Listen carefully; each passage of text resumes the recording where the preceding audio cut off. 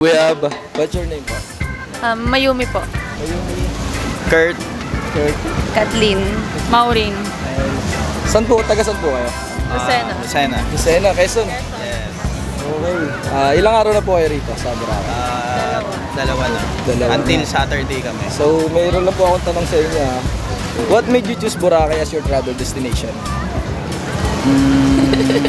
Hindi, nakita namin sa social media meron na ulit na beach party eh. Like yung nawala.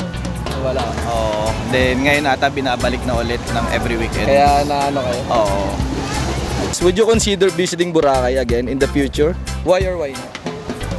Yes, kasi may mga hindi kulang ang 5 days. Kulang ang 5 days. Oo, madami pa kasing Talagang- activities talaga dito sa Saka marami Boracay. rin talagang pupuntahan. Oo. Okay. Same pa rin naman, mas gumanda ngayon dahil nga naayos na Tsaka hindi na mahigpit. Oo. Unlike ng dati. Bago yung kakatapos ng pandemic, pumunta din kasi ako dito after pandemic.